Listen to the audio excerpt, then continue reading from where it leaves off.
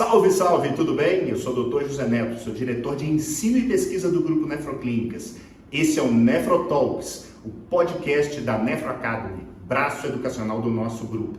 E antes de assisti-lo, inscreva-se no canal, curta, compartilhe e ative as notificações no sininho para receber quando saírem novos episódios. Agora é só curtir, vai lá! Nessa mínima organização ou formalidade, não é formalidade, eu costumo fazer o seguinte, quando fiz isso como anteriormente, apresentá-lo academicamente, ainda mais no dia de hoje, né, é desnecessário, né? Qualquer um que não conheça, eventualmente, quem é Josemir Lugon, entra no Google e vai ver lá o último artigo que foi publicado esse ano, vai ver a carreira, vai ver o currículo Lattes. Isso, não vou dizer que não interessa, é óbvio que interessa muito, senão você não estaria aqui, isso é uma parte de muito orgulho da construção da sua carreira. Mas a minha pergunta é a seguinte, antes que eu lhe apresente da minha forma, né, que é aquilo que não está no currículo Lattes, como é que você se apresenta? Você, então, hoje a gente sabe que você é o professor titular da UF, já há muitos anos, ex-presidente da SBN, então esse é o mínimo que eu vou dar de apresentação acadêmica. Mas aquela pergunta clássica, quem é o Josemir? Ô, Edu, acho que você, academicamente, você já falou os títulos que eu mais uso para me apresentar, que é professor titular de nefro mesmo e ex-presidente da sociedade. Talvez eu pudesse adicionar essa pequena lista, é o fato de eu ser atualmente o coordenador da pós-graduação em Ciências Médicas da Universidade Federal Fluminense, que é um cargo academicamente interessante, né? E Sem dúvida. como talvez também como participação associativa na medicina, o fato de eu ser membro da Academia de Medicina do Estado do Rio de Janeiro, que é uma participação associativa profissional que eu valorizo. Sem dúvida. E o fora do profissional? Porque a pergunta, na verdade, ela foi capiciosa. Quero que você me diga quem é o Josemir, porque eu sei, para quem não sabe, Josemir é capixaba, né? Às vezes confundo ele com mineiro, mas eu digo, ele é mineiro do litoral, né? O Zé Neto, que é mineiro. Então eu falei, ó, quando eu quero brincar com os capixabas, com meus amigos, todos os lá da NEF, né? Eu não vou nem citar para não. Não, eu tenho que citar o Laurão, senão vai ficar com ciúme. Mas todos os meus amigos lá do Espírito Santo, aí eu quero mexer com os mineiros, falar assim, ó, o evento vai ser em Minas, mas no litoral, aí eu traz para o Espírito Santo, né? Então, você, casado com a Nilza, avô já, pai das meninas, tocador de Na verdade, violão, jogador de tênis, apreciador de vinhos. Quem é você? isso. Bom, na verdade, eu sou uma pessoa que veio da roça, né? Eu vim do Espírito Santo para fazer residência no Rio de Janeiro e, por razões sentimentais, acabei ficando no Rio de Janeiro. Não foi por razões profissionais, né? Naturalmente, eu conheci a Nilza aqui, minha esposa, e acabei optando por ficar no Rio de Janeiro. E aí, eu tenho duas filhas e uma delas já me deu 3 netos. Beleza. Um que está com 11 anos e as outras duas fizeram 9 anos agora e são gêmeas, né? Que beleza. São gêmeas univitelinas. E sou uma pessoa que gosto bastante de coisas externas à ciência, como você já mencionou. Eu gosto de tocar violão, eu gosto de jogar tênis, né? Gostei de praticar muitos esportes. Na universidade cheguei a disputar tênis de mesa representando o Espírito Santo nos Jogos Universitários Brasileiros. Que Sempre beleza. tive muitas atividades que são extra-acadêmicas, né? A minha vida nunca se restringiu. Eu não sou aquele modelo de pessoa que eu existo por trás dos óculos, como diria o Drummond, né? Que beleza. Então, não sou um indivíduo que sempre fui focado exclusivamente em estudar. Não tenho esse perfil. Eu sei disso. E já indo nessa linha, né, Josemir, eu queria aqui explicitar publicamente o meu agradecimento pelas não poucas horas que nós passamos juntos e a inspiração que você me deu, né, para muitas coisas, dentre elas essa, né? Você me mostrou numa fase que a gente ainda está muito cru em informação, que dá para ser médico, dá para ser pai, marido, amigo, fazer o esporte, ter atividades lúdicas. E isso acabou sendo uma das características. A gente falou sobre isso aqui em algumas lives, e as pessoas às vezes ficam surpresas que é possível fazer outras coisas além de medicina. E aí eu vou contar como é que eu te conheci, né? Que eu imagino que você lembra, mas talvez não lembre nos detalhes. Eu fiz residência, minha primeira residência de nefrologia foi na UERJ, né? Em 87, 88 e 89. Naquela época você fazia 3 anos apenas de residência, sendo que o primeiro era em clínica médica. Mas já tinha um plantão na nefrologia, portanto, a inserção era muito rápida no mundo da nefro, né? E creio que no ano de 88, mas você vai me corrigir se eu estiver errado, eu fui ao meu primeiro congresso americano de nefrologia, em San Diego. Não, San Diego não, desculpe. Em San Antônio. Estou trocando de santo aqui. E em San Antônio, fui apresentado, eu muito jovem ainda, né? E estava toda a turma já da UERJ, sempre presente muito academicamente nos eventos. O grupo de São Paulo, né? Na verdade eram 2 grupos, tinha uma grande rixa entre a USP e a Unifesp. A gente pode até falar sobre isso, se você quiser, se a gente entrar nesse assunto de universidades e rixas entre universidades. E me lembro que tinha um brasileiro que trabalhava, fazia um belo trabalho, estava apresentando um trabalho no ESN, e era o Josemir Lugon, né, que eu não conhecia, obviamente foi apresentado, foi quando eu te conheci. E quem diria que pouco tempo depois, por isso que eu estou assim, foi 88, que é o final de 89, ou início de 90, eu estaria acabando minha residência médica e surgia a possibilidade de um concurso para professor universitário, como auxiliar de ensino, um cargo que até nem existe mais. E, portanto, sem necessidade de mestrado e sem a necessidade de doutorado. E aí eu tive a oportunidade de te rever nesse concurso público, que foi brilhantemente... quem passou foi a Raquel, em primeiro lugar. E eu fiquei naquele segundo lugar, que foi muito cômodo, né? Porque eu pude ir para a França fazer uma segunda residência e voltei com a sua grande ajuda, porque não foi fácil, você sabe muito bem disso. Havia uma certa burocracia em relação a assumir logo o cargo. Enfim, detalhes que talvez não interessem a todos. Mas ali eu vi o quanto você já era e continua sendo um grande estimulador dos jovens para a entrada na academia. E aí, com essa grande apresentação, eu já te faço a primeira pergunta. Antes da gente entrar na questão do censo de diálise e registro, como é que você hoje se vê e vê os jovens e o seu interesse ou desinteresse por uma carreira acadêmica? Você quer falar um pouquinho? Porque aqui o plano é que você fale mais do que eu. E até o momento só eu falei. Bola contigo, Josemir. O assunto é esse. Fala sobre jovens, carreira acadêmica e a sua história. Nós hoje enfrentamos um grande problema, realmente, né, do que é o desinteresse do médico jovem pela carreira de professor universitário, né? Se você for olhar para a história, a carreira do professor universitário ela foi homogeneizada no governo do presidente Figueiredo, né? Naquela época se decidiu que todos os professores de ensino superior iam ter o mesmo rendimento, o que não era verdade até então. Então, nós mudamos o nosso título, né? Nós passamos a ser professores de ensino superior, não mais professor de medicina, professor de engenharia, professor de nutrição. Nós passamos a ter uma carreira, passou a ser chamada de professor de ensino superior. E aí todos os salários foram homogeneizados, né? Nós partimos para ter o mesmo salário. Quer dizer, foi uma atitude bastante socialista, né, do governo militar. Nada pode ser mais socialista do que uniformizar o salário de todo mundo em uma carreira, né? É claro. Não tem mais competição. E foi uma decisão que, embora tenha sido atraente para muita gente, ela não contemplou os anos de formação, né? Para você ser um professor universitário em medicina, você precisa de 6 anos de medicina, 4 anos de residência, alguns anos de mestrado. Aos 14 anos você é um doutor em medicina, né? Enquanto que outras carreiras você é um doutor com 6 anos e vai ganhar a mesma coisa. Então, essa atitude não contemplou os pormenores das profissões.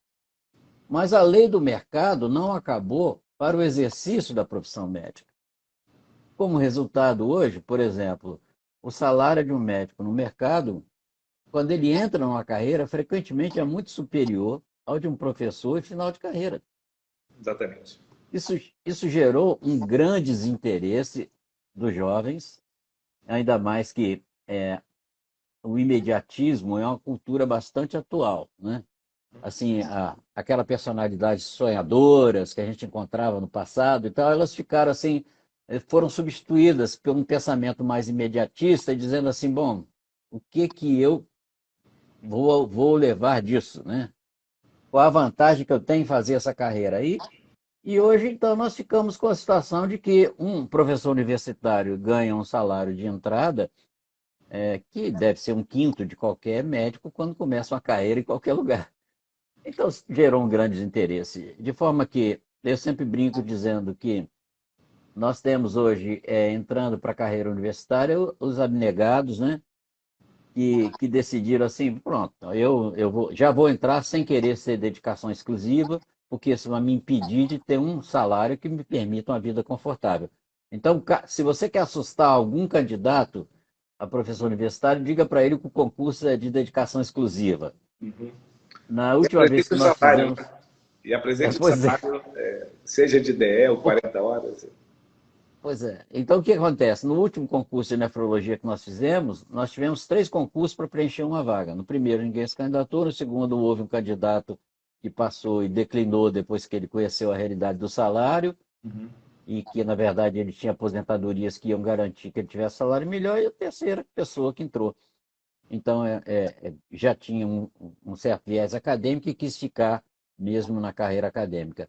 Mas é muito difícil hoje preencher vagas. Essa é uma realidade de quase todas as especialidades médicas nas universidades públicas. Você abre o concurso e o número de candidatos é muito pequeno, porque a remuneração da carreira diminuiu muito o interesse das pessoas pela carreira acadêmica, em virtude dessa homogeneização de salário, né? Eu sei mesmo, mas eu te conheço bem e sei que você raramente. Bom, você é excelente diagnóstico e, portanto, não tenho o que dizer a mais do diagnóstico que você acabou de fazer da nossa carreira universitária, mas você dificilmente não tem uma solução em mente e, com muita frequência, você está lutando para que essa solução seja encontrada. Vide como exemplo a liderança chegando à presidente da Sociedade Brasileira de Nefrologia, que é o nosso órgão máximo na área da especialidade. Como é que você vê, e sempre inserido na universidade, né, e fora dela, uma saída para essa situação? Você crê que aumentando os salários da universidade isso possa acontecer, ou de alguma forma integrando a universidade pública com outras instituições, eventualmente privadas, já que uma questão salarial é marcante, né, que o salário ele é melhor na medicina privada. Como é que você vislumbra alguma saída para isso? Ou não tem saída? Como é que você, na sua Eu acho que visão? para a carreira do médico, né, no serviço público, a situação está muito mais confortável do que na minha época, né, Edu? Hoje, um médico, por exemplo, que é da IBCR, que trabalha no hospital universitário, concursado, ele tem uma situação salarialmente confortável, com um regime que permite que ele tenha outro emprego, né? Então, é uma situação bastante confortável. Agora, para o professor universitário, a dedicação exclusiva, nesse momento, é uma armadilha. Então, a solução que todo mundo já adotou foi: eu entro na universidade se tiver um regime de 40 horas. O problema é que a universidade interpreta o regime de 40 horas como exceção, especialmente, mas isso não é um consenso no Brasil inteiro. Algumas universidades, como a nossa, interpretam que o regime de 40 horas deveria ser um regime de exceção. O professor é de 20 ou é dedicação exclusiva. Eu interpreto 40 horas como exceção. Isso é uma situação que vai ter que mudar. Essa é uma das coisas que pode passar a atrair mais gente para a carreira universitária. Você entra, você pode ter outro emprego. Porque você ficar no hospital universitário 20 horas por semana, é difícil que você construa uma carreira. Porque vários dos cargos que você tem da universidade vão bloquear que você tenha uma carreira brilhante dentro da universidade, porque é pré-requisito que você tenha pelo menos 40 horas. E, curiosamente, 40 horas é uma carreira de exceção. Então, isso vai ter que mudar. Eu acho que, assim, nós temos que esquecer a dedicação inclusiva se nós quisermos atrair, vamos dizer assim, as pessoas com maior potencial para a universidade. Porque 20 horas a carreira não se consolida e dedicação exclusiva afugenta todo mundo. Acho que a saída está realmente em regulamentar e estabelecer como a 40 horas na universidade como as 40 horas, não como um regime de exceção. mas como um regime factível e que a pessoa possa fazer opção para ele sem maiores problemas. Perfeito, Josemir. Como eu imaginava, você sempre tem pelo menos uma sugestão, porque criticar sem apresentar uma possível sugestão é muito fácil, né?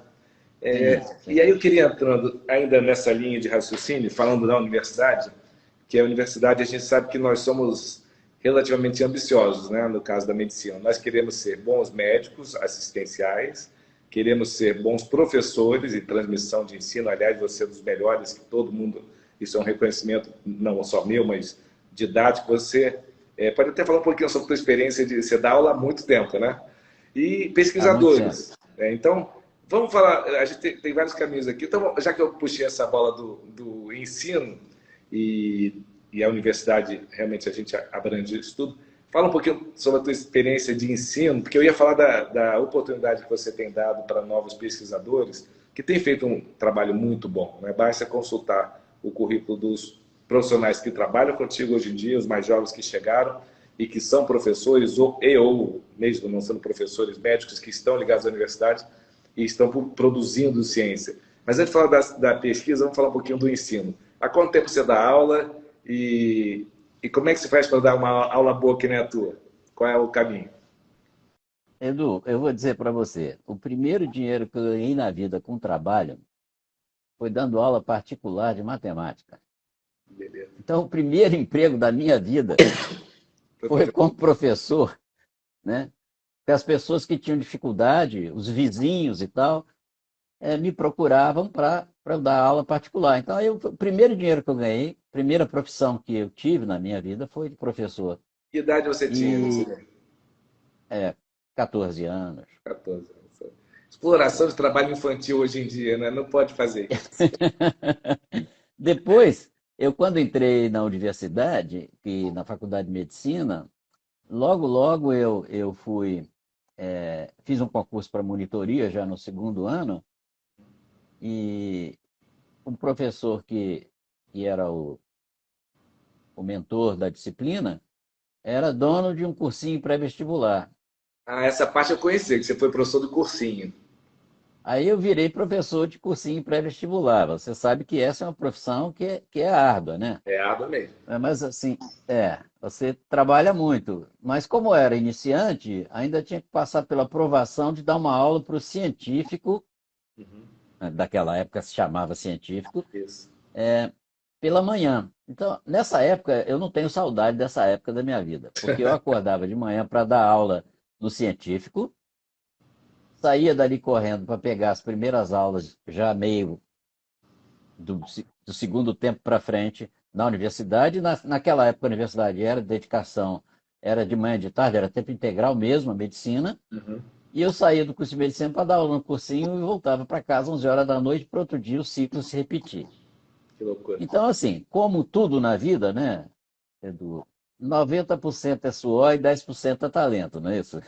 Então, assim, de forma que eu tive uma experiência interessante, que quando eu cheguei na residência médica e as pessoas reclamavam do trabalho, eu ficava absolutamente surpreso, porque eu nunca tinha tido noites sem trabalhar.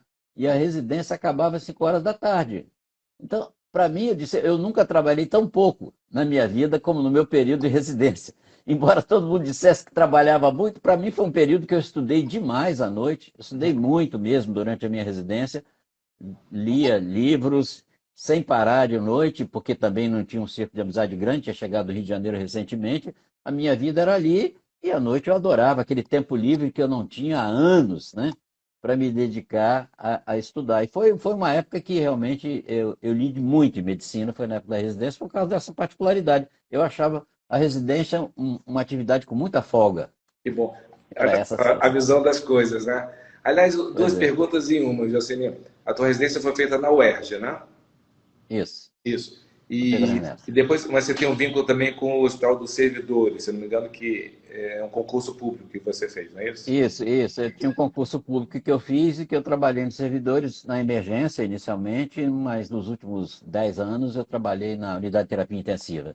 Certo. Bom, de qualquer Então, forma, na verdade, a minha formação era assim: eu era intensivista nos servidores, nefrologista na UF e clínico geral numa empresa de de medicina de grupo, que era o CEMIC. Então eu tinha, na verdade, 3 atividades simultâneas, de clínico geral, de nefrologista e de intensivista. E bem complementares, que te conhecendo, você nunca fez as coisas sem se preparar para elas, estudando muito em todas as áreas. Mas eu queria uma pergunta relacionada à residência médica, que aí, da mesma forma que eu te falei sobre a escolha da carreira acadêmica, era inconcebível na nossa época que as pessoas considerassem bons nefrologistas se elas não passassem pela residência médica, que era o caminho de melhor contato com os nefrologistas acadêmicos, naturalmente. Então, era uma formação meio que essencial. Você vê mudança nisso ou você considera ainda que a residência médica em nefrologia, obviamente eu estou falando para a maioria de nefrologistas aqui, ela continua sendo essencial? Qual é a tua visão? Não, eu não diria que é essencial, viu, Edu? Mas eu com certeza acho que é o melhor caminho. Eu ainda acho que a residência médica é o melhor caminho para capacitação profissional, para habilitação, para aquisição de habilidades profissionais para se exercer a sua profissão. Eu acho que o melhor caminho é a residência médica. Mas não é o único, eu não acho que é essencial. Eu conheço bons nefrologistas que fizeram cursos de especialização de boa qualidade e que adquiriram boa formação fazendo cursos de especialização, lato sensu. Né? Então, essa alternativa existe, mas se eu tivesse que recomendar uma, a minha preferida, minha favorita é a residência médica. Caminho mais natural, né? Eu te pergunto isso pelo seguinte, não somente pela questão de estar entre os que nós consideramos ainda os melhores, né? Os melhores serviços, tem seus programas de residência médica. Isso é mais do que natural. E eu não estou aqui colocando juízo de valor e dizendo que tem que ser o serviço público versus o privado, porque nós temos também boas residências médicas privadas hoje em dia. Temos grandes hospitais como o Einstein, que tem o seu programa, agora a Faculdade de Medicina. Não queria entrar por aí, não. Queria entrar na questão que você trouxe anteriormente, da pluralidade e necessidade para um nefrologista que queira ser mais amplo, fazer algo além da residência médica. Por exemplo, a pesquisa experimental de bancada, a pesquisa clínica. E esse caminho, às vezes, para o aluno que conhece isso logo cedo e gosta, a residência passa a ser um peso a mais. Então, a gente vê aqueles nefrologistas que hoje são grandes nefrologistas, ou até deixaram de ser nefrologistas, como me vem à mente o Niels Olsen, né, hoje professor titular de imunologia da USP, que tiveram um grande caminho, mas o caminho da pesquisa. Né? E aí foi para o mestrado, foi para o doutorado, porque senão fica naquela linha contínua que foi o seu caminho, foi o meu caminho, o que é óbvio, afinal, seguir uma trilha já traçada por vocês, e muito longa, né? Meu doutorado foi conquistado com 39 anos de idade. Né? Então, assim, a questão dessa formação, e depois a gente vai passar para a pesquisa, voltar ao assunto que eu ia abordar, inclusive o censo e o registro brasileiro de diálise, mas a formação, então, você acredita que a residência vai ter longevidade ainda? Ela não vai deixar de ser necessária? Acredito que sim. Mas, Edu, tem aquele perfil de profissional que desde muito cedo ele quer fazer pesquisa. Ele entende que ele não vai ser um médico assistencial. Uhum. Esse perfil, ele é raro, né? Se você considerar de cada 100 alunos que entram na faculdade de medicina, quantos saem pesquisadores? Eu acho que se eu arriscar 3, eu estou exagerando, né? Se eu arriscar 3, eu estou exagerando. Agora, ele existe. E para esse tipo de pessoa, a pós-graduação, por exemplo, que eu sou coordenador, ela não exige residência médica para o indivíduo fazer mestrado e nem doutorado. Já existe uma previsão de uma carreira alternativa para o indivíduo que quer se dedicar à pesquisa e que naturalmente ele não precisa da residência médica, né? Esse caminho já existe. Claro. Bom, e aí entra no tema que eu ia abordar a partir de agora, que é a pesquisa. A gente vê que muitos programas de pós-graduação, a presença do médico vai se tornando rara, né? Isso nos Estados Unidos é comum, aqui no Brasil também. Então você vê muitos biomédicos, imunologistas, biólogos, e pelas questões que nós acabamos de falar, mercado de trabalho e ofertas e necessidades financeiras, muitos médicos optam por não ir para a carreira de pesquisa. E aí vem aquela pergunta clássica, como é que você está estimulando? Porque é só olhar e a gente vê que a UF, que não é classificado em termos de tamanho como das maiores universidades do Brasil, a UF tem uma produção em nefrologia significativa e, obviamente, com a sua liderança. Como é que você estimula aquele médico que fez a residência, que ainda não fez mestrado e que, eventualmente, foi trabalhar no Hospital Antônio Pedro e não necessariamente fez o concurso de professor, mas que se envolve em pesquisa? Porque eu estou falando, e me vem à cabeça muitos colegas, eu diria quase todos, né, que, ou pouquíssimas exceções, em que você, como chefe do serviço e da disciplina, o chefe de serviço estimulando, que é quase como, e vou te passar a palavra para você explicar ainda melhor, eu me lembrava você dizendo assim, pô, já que você está aqui, trabalhando como médico, no hospital universitário, tem os pacientes, tem as linhas de pesquisa, por que você não faz pesquisa? E assim você convenceu muita gente a ter mestrado, doutorado, e não necessariamente pessoas que viraram professores lá, estrito sensu. Conta um pouquinho como é que é a tua estratégia de estímulo, vou chamar de convencimento, para os seus colegas, seus pares Assim, que te seguem. assim, acho que todos nós, como médicos, temos dentro de nós uma grande curiosidade científica, não é isso? Qualquer médico tem muita curiosidade científica. O segredo é ele ser sensível à primeira picada, né? Então, se você consegue despertar vocações adormecidas através de uma conversa e mostrar o quanto é interessante descobrir alguma coisa e o quanto isso nos gratifica pessoalmente, isso eu acho que é o maior motor para que a pessoa acabe se encantando com a possibilidade de dar uma pequena contribuição ao conhecimento médico, né? Eu posso citar o exemplo agora que eu estou lidando com uma colega, não vou citar o nome, mas ela vem totalmente da assistência e que, quando ela veio conversar comigo, eu estava interessado em responder uma pergunta extremamente simples, né? O bicarbonato, ou a reserva alcalina, foi retirada do rol de exames obrigatórios em 1996, sob a alegação de que o exame não era confiável e que havia muita acidose espúria, decorrente apenas das condições de armazenamento e do tempo de armazenamento. Foram 2 trabalhos publicados. Eu disse para ela, olha, esses trabalhos nunca foram refeitos e eu estava interessado da gente estudar essa questão. Será se a gente pegar e tirar o sangue e deixar na bancada, ou centrifugar e deixar na bancada, ou centrifugar e refrigerar, nós teremos valores diferentes de bicarbonato?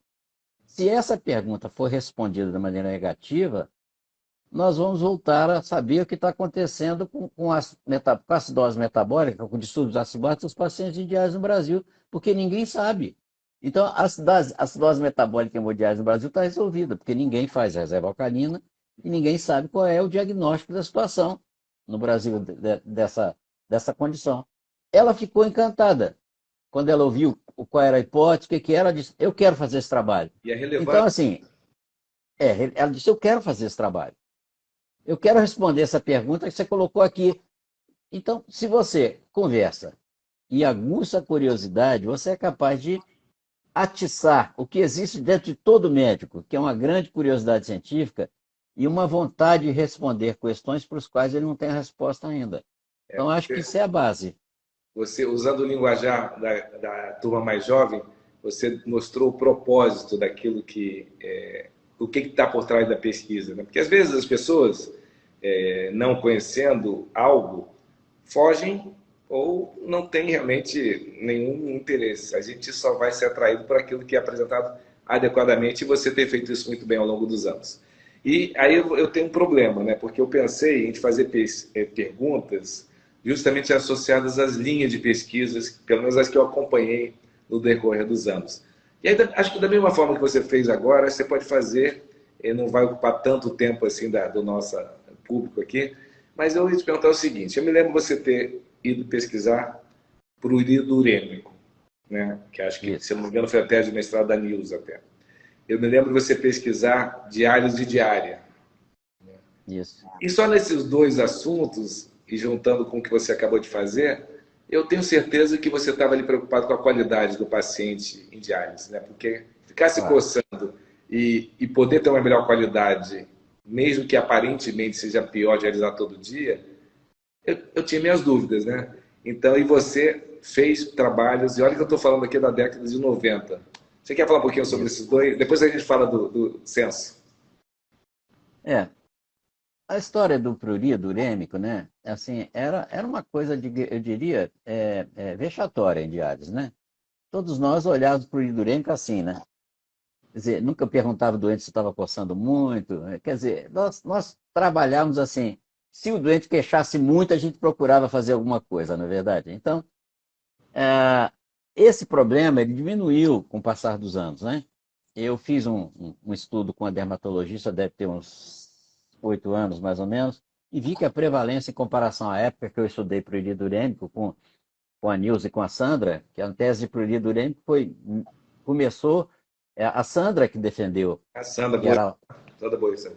a Sandra Boissa. E a Nilza fez uma abordagem de lesões dermatológicas em hemodializados e foi a tese, as Mas duas ambos defenderam usaram, mestrado dentro da mesma linha. mas ambos usaram a Só que talidomida, eu creio, né?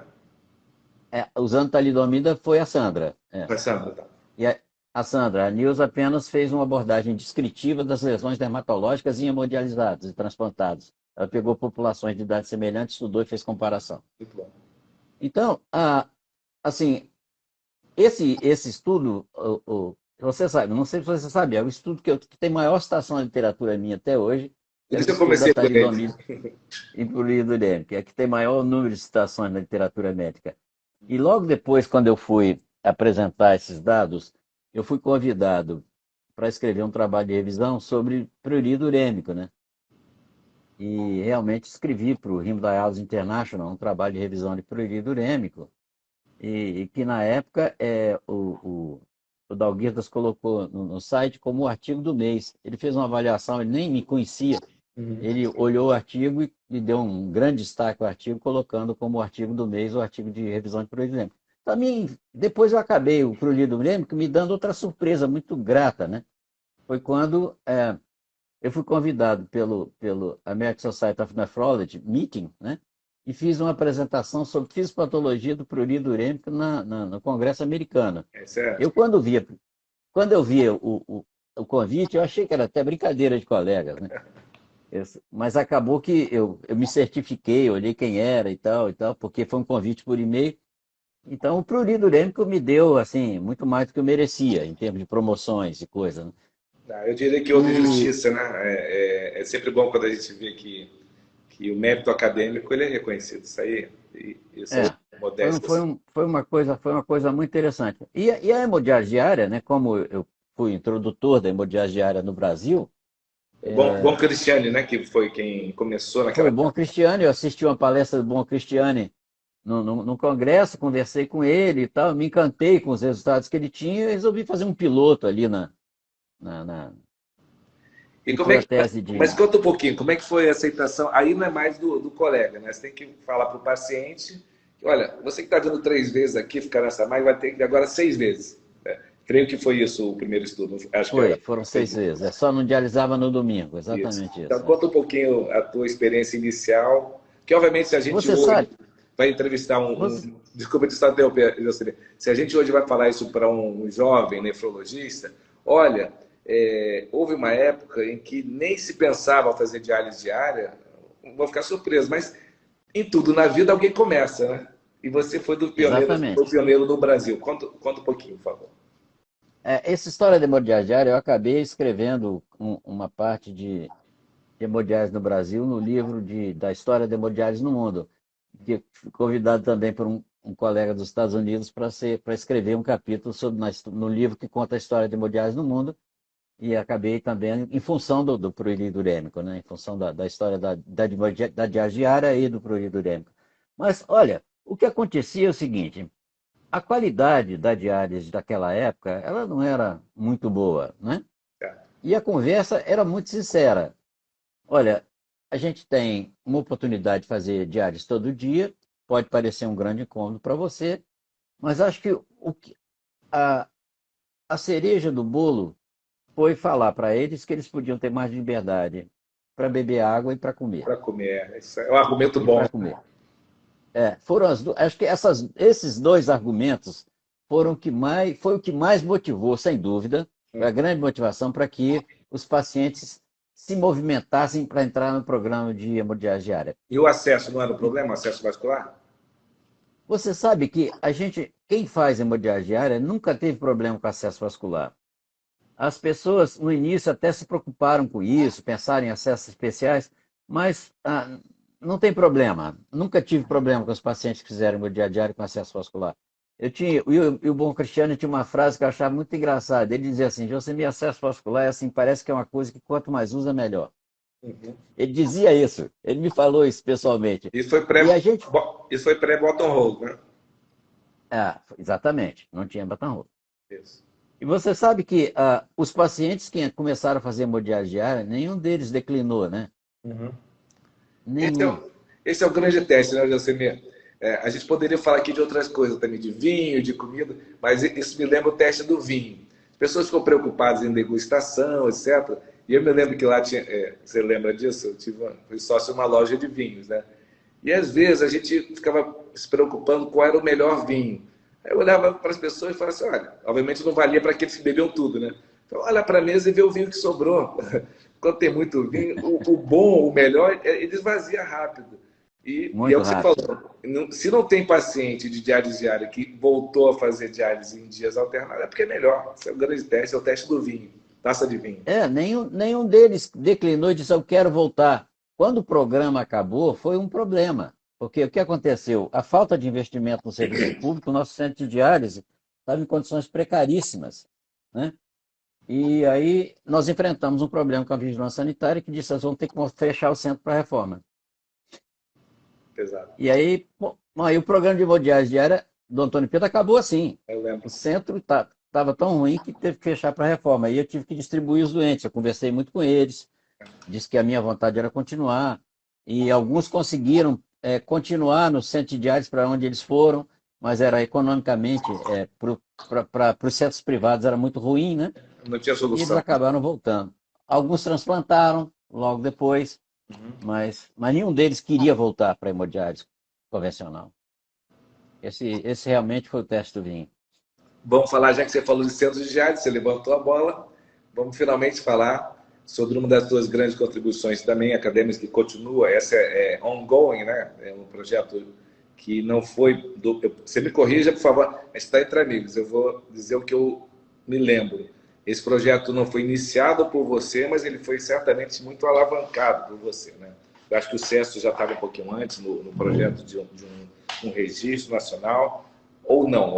Conta a história do... Como é que... E outra coisa. Você me explica, por favor, a diferença entre um censo brasileiro de diálise e o registro brasileiro de diálise. Porque eu acho que muitas das pessoas que estão aqui, embora a maioria sejam nefrologistas, não tem na diálise crônica sua prática habitual, né? Como é muito comum. Então, temos de todos os tipos de nefrologistas e novos nefrologistas. Então, por favor, me ensine mais uma vez, como você já me ensinou tanta coisa, a diferença.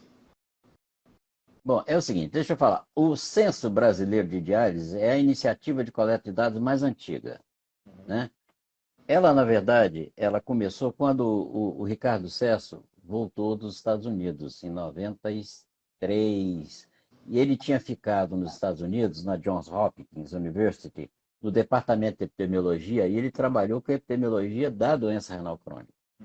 Então, ele voltou muito preparado, e na época, a Sociedade Brasileira de Nefrologia queria saber, dar um diagnóstico de qual a situação da doença renal crônica terminal, que esse era o termo da época, né? Hoje é a falência renal, no Brasil.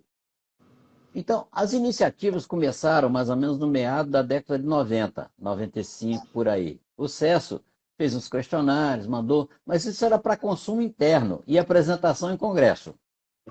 O primeiro trabalho que saiu mostrando a situação da diálise no Brasil foi em 2000, assinado só pelo CESO, e referente ao ano de 1999. Tá? Então, essa é a história. Foi 95 iniciativas para consumo interno, e em 2000 a primeira publicação referente a 1999. E o governo, só voltando a essa época, o governo até então não tinha nenhuma fonte para tomada de decisões de políticas de saúde baseado em dados. Nenhuma. Era o Nenhuma. que chegava, alguém falava e achava que era uma coisa, a gente sabe como é que funcionava, ou talvez funcione ainda, mas não tinha É dado. verdade. Não tinha dado, não tinha dado, não tinha dado. E o que é o censo? O censo é uma iniciativa que coleta dados uma vez por ano. Quando ele começou, os dados eram coletados em dezembro. Eu sou uma das pessoas que pode ser atribuída a responsabilidade de ter trocado para julho, porque eu sempre dizia, dezembro é um mês muito atabalhoado, com Natal, Ano Novo, as pessoas, é um mês talvez mais mal documentado nas clínicas. Vamos nos mover para um mês que seja mais regular e que fique mais ou menos na metade do ano. Vamos nos mover para julho. Então, o censo, quando começou, os dados eram coletados em dezembro. Referentes a dezembro, coletado no início de janeiro, quando quase todo mundo está de férias. Era muito ruim. Mas a gente passou para julho. E o que é o censo, então? O censo, na verdade, é um questionário que você trabalha com a coleta que os epidemiologistas costumam referir a dados agregados. O que é isso? Eu chego num centro de diálise e conto. Quantos diabéticos tem aqui? Ah, tem 12. Quantos aqui fazem diálise mais de 4 vezes por semana? Ah, tem 7. Quantos aqui tem hipertensão? 8. Então, ele trabalha com contagens. Eu não sei quem é o diabético no censo, eu não sei quem é o hipertenso, eu não sei quem faz hemodiálise com maior frequência, eu não sei nada disso, mas eu tenho uma contagem de cada centro. Isso chama coleta de dados agregados. E a gente, então, faz uma reunião e consolida esses dados todos. Tá certo? E a gente obtém a mortalidade, por exemplo, nesse ano, a mortalidade de julho. Ela é anualizada simplesmente por uma conta matemática aritmética mais simples possível. Você multiplica por 12. Então, Conta de mas patente. esse tipo de estratégia de coleta de dados, Edu, ela não permite traçar, por exemplo, curva de sobrevida. Ela não permite que você analise fatores que influenciaram mortalidade através de modelos de regressão. Então, é uma estatística bastante primária, esse método coleta de dados, mas que nós mantemos até hoje e que ele gera informações que são relevantes para todo mundo. Você sabe que eu brinco dizendo que mostrando uma figura de um indivíduo prometendo cura por métodos, por atividade zen, em uma montanha, e a fila vazia, do outro lado, uma fila enorme, onde o indivíduo diz assim, como reduzir o seu imposto de renda? E a fila é enorme. Então, eu brinco dizendo, a informação, eu uso isso para dizer que a informação é essencial em todos os campos, né? Aquele que domina a informação, ele tem mais poder. Informação é poder. Então, assim, a lógica é, se nós pudéssemos melhorar a estratégia de coletar dados, nós teríamos uma coisa diferente, né? Então, qual foi a estratégia? Essa responsabilidade, a concepção desse novo modelo de coleta de dados que corre paralelo. O Censo Brasileiro de Diálise, que não é o melhor nome, tecnicamente, mas o tempo e a tradição consolidaram esse nome. A gente recebe crítica quando submete um artigo até hoje. A gente, dos artigos, frequentemente muda o nome. Mas a iniciativa... O JBN em inglês tem outro nome, né? Você tem outro nome. Agora escapou qual é o termo que vocês usaram. A gente utiliza, mesmo em português agora, a gente está usando inquérito, né? Inquérito, exatamente. Exatamente. Inquérito. Porque o censo, teoricamente, é uma coisa global. E o inquérito é uma amostra, né? A gente não consegue ter uma coisa global. Então, mas o nome está consagrado. Censo ficou censo e acho que vai ficar censo, embora nas publicações apareça com outros nomes, né? Vai aparecer como survey, né, em inglês, ou inquérito em português. Mas a iniciativa do registro é uma coisa diferente. A iniciativa era assim, vamos coletar dados individuais de cada centro. Nesse centro eu tenho fulano de tal, que é diabético, hipertenso, faz hemodiálise 3 vezes por semana, tem insuficiência cardíaca. Aí, ele no banco de dados, ele vira uma linha. Claro. E aí, eu tenho dados individuais. Aí o desafio é preservar a identidade do paciente, aí, obviamente, questões de ética e privacidade, né, proteção de dados, mas aí a gente tem mais material para trabalhar, né? Isso. E a ideia, então, o que nós fizemos? E você fez parte desde o início, do início? Desde o início. Perfeito. Desde o início. E como Na foi verdade, quem operacionalizou isso, fui eu como presidente, mas a ideia tinha surgido na gestão anterior, com Pedro Gordon. Mas quem operacionalizou fui eu como presidente. Porque, embora tenha surgido a ideia, ninguém sabia como operacionalizar aquilo. E não é E a fácil. gente, que não é fácil. Então, o que a gente fez? A gente estabeleceu, olha, para fazer isso, tem as questões éticas em primeiro lugar. Então, o doente não pode ser identificado. Então, o nome foi retirado do que era informado, vinha pelo CPF, e o nosso técnico informático, tecnologia de informação, codificava o CPF irreversivelmente. Então, gerava um número diferente para cada linha. Mas se eu quisesse saber de quem é aquele número que foi convertido, eu não consigo até hoje. É impossível desfazer. Então, o banco é absolutamente anônimo. Na época, se permitia ter a data de nascimento. Mais recentemente, há uma sugestão de que tenha apenas a idade da época da coleta, porque há o receio que a data de nascimento possa vir a identificar o paciente de alguma forma. Então, nós estamos justamente no processo de modernização dos dados do registro para se adaptar à Lei Geral de Proteção de Dados. Mas ele é aprovado, é um projeto aprovado no Comitê de Ética, é anônimo o banco, não tem nenhuma dificuldade disso. E como é que a gente operacionalizou isso? Foi um trabalho danado. A gente escolheu as unidades, as empresas que ofereciam gerenciamento de software para as clínicas, convocou essas empresas para inúmeras reuniões, escrevemos um formulário e pedimos para eles, com esse formulário, gerar um software que extraía esses dados automaticamente do prontuário eletrônico de cada paciente das clínicas. Direto. De forma que mandar dado para o Registro Brasileiro de Diálise depende apenas de uma coisa: de você entrar no programa e clicar em um botão que diz assim, envie dados para a sociedade. Esse aciona um software que coleta os dados automaticamente dentro do prontuário eletrônico, cria um arquivo texto que é enviado para a Sociedade Brasileira de Nefrologia, onde ele é primeiramente anonimizado.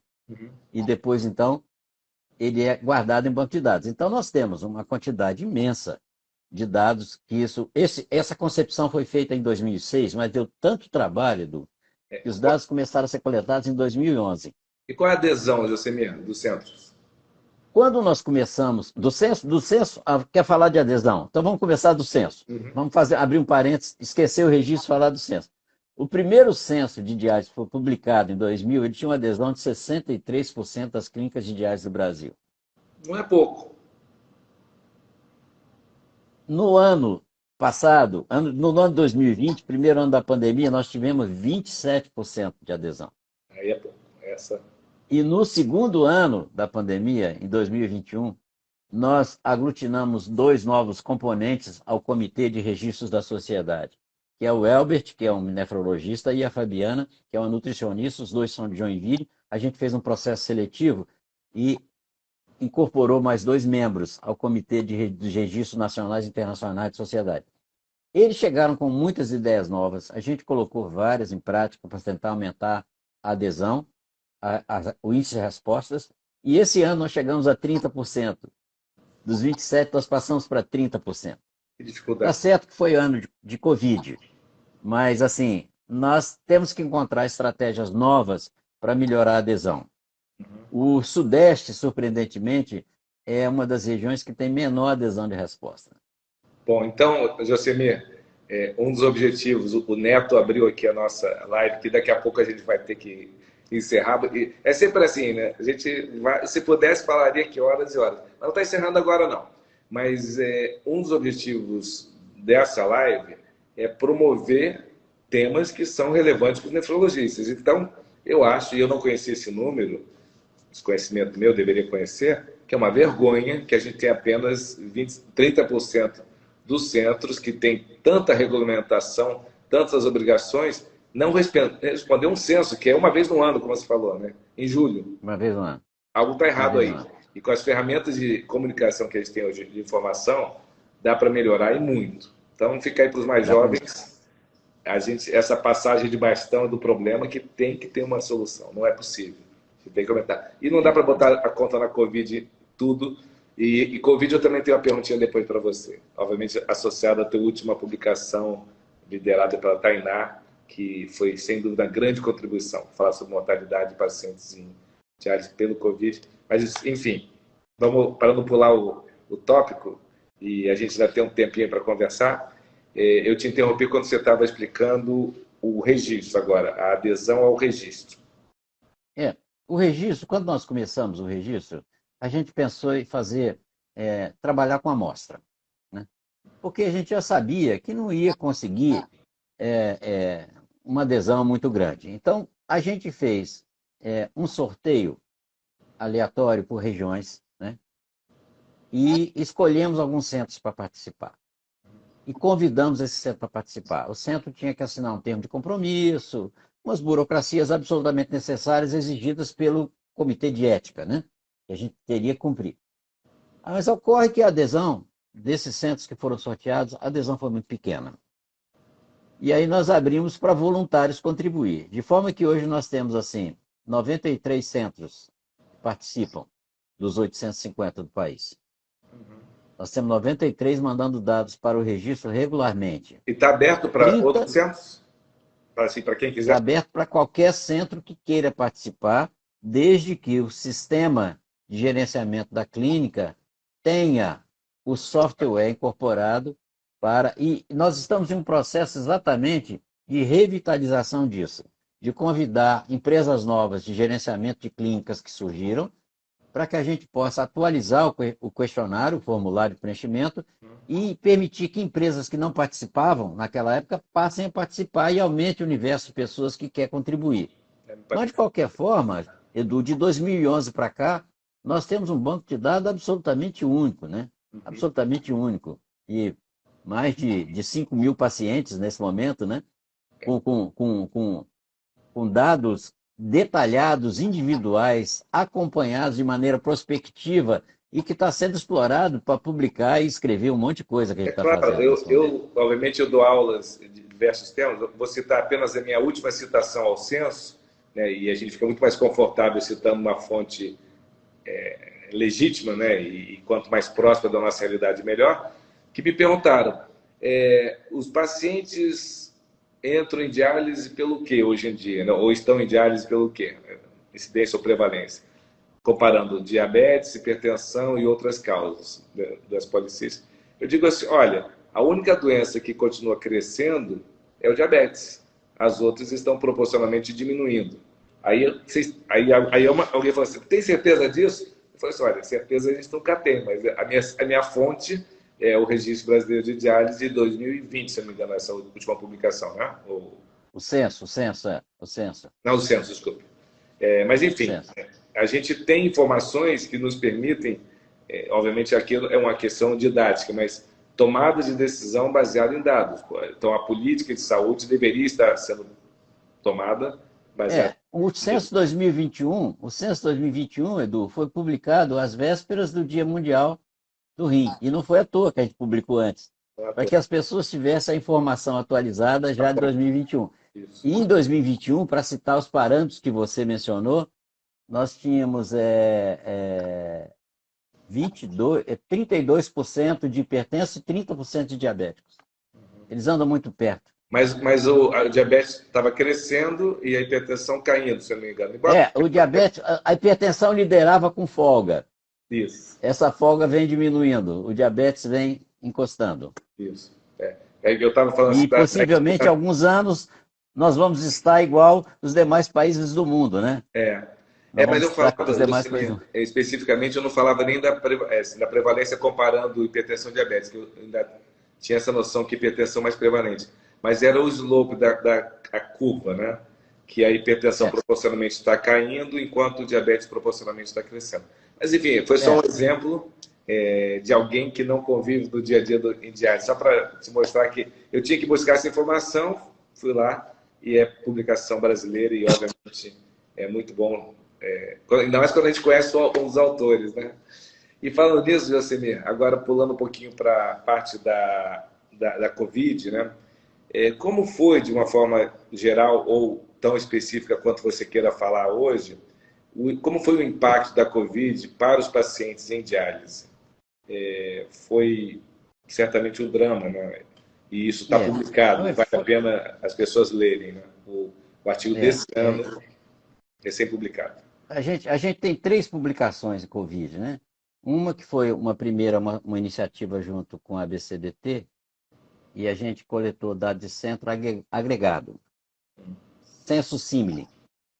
Então, contando o que estava acontecendo em cada centro através de contagem, e a unidade de trabalho era a unidade de diálise, era o centro de diálise. E logo, essa iniciativa foi a primeira que nós publicamos, aí nós partimos para um sistema semelhante ao do registro, coletando informações individuais em cada centro a respeito dos acontecimentos do Covid. Aí os dados ficaram muito melhores, né? Claro. Porque nós pudemos traçar. A primeira curva de sobrevida de Covid em diários, em artigos internacionais, foi a nossa. Não sabia disso. Parabéns. Não tinha ninguém tinha publicado uma curva de sobrevida de pacientes com Covid em diários, nós fomos o primeiro grupo a publicar. A vantagem já está organizada, né? Quando veio a pandemia. Parabéns. Isso. Parabéns. Então, nós fizemos esse trabalho que foi publicado, ele no Jornal Internacional de Urologia e Nefrologia, né? Ele teve, simplifica bem, mostra bem a questão lá, que foi dramática, né? Foi dramática, né? Então, assim, os doentes em hemodiálise tiveram uma prevalência de Covid enorme, né? Enorme. E com a letalidade também bastante superior à da população geral, né? Para você ter os dados mais atualizados, no último censo, a letalidade da doença chegou a 25%. Quando a gente compara com a letalidade geral, né? Mostra a fragilidade da nossa população. É abaixo de 3%, onde ela ocorre mais. Ela é abaixo de 3%. Nós estamos falando aqui de 25% de letalidade. E a incidência também de casos foi muito alta, muito alta. E a mortalidade, eu sempre digo que a melhor maneira de comparar dados internacionais não é letalidade, não é incidência, não é nada. É o que você pode contar com facilidade, que é morte corrigida pela densidade populacional. Então, é a mortalidade ajustada, né? Isso é que dá para você comparar, porque morte é facílimo de contar. Independe de vacina, independe de testar, independe de qualquer coisa. O indivíduo teve Covid e morreu, e isso é incontestável. Então, esse número é o número melhor, viu? É isso aí. Esse número mostra que a situação em diálise foi terrível, foi terrível. Agora, curiosamente, uma palavra sobre o que acontecia com os profissionais médicos de enfermagem, técnicos de enfermagem dentro das unidades. Eles tiveram uma incidência de Covid que foi o dobro da dos pacientes. Mas com a saúde melhor, né? Mas a letalidade próxima de zero. A letalidade próxima de zero. Agora você viu o quanto os profissionais se expuseram. A incidência de casos nos pacientes já era muito alta. Agora, na equipe de saúde, foi o dobro. Foi 1.250, né, por cada 10 mil expostos em diálise, e foi 2.500 para cada 10 mil expostos na equipe de saúde. O dobro. Simbolicamente, a gente tem o nosso Edson da creatinina, né, que foi o primeiro caso grave internado e que felizmente sobreviveu, que a semana passada ele estava aí atuando brilhantemente na semana do rim. Né? Aliás, me permitam um parênteses para elogiar o desempenho da Sociedade do Rio de Janeiro no Dia Mundial do Rim. Foi espetacular. Muito bom. Liderado pelo Pedro Túlio, Bebel. A turma está aí realmente fazendo um trabalho de muito orgulho. Você que já Eu fiquei muito satisfeito e muito orgulhoso com o trabalho dele. Nós que já presidimos a Soner sabemos a dificuldade que é botar isso na rua.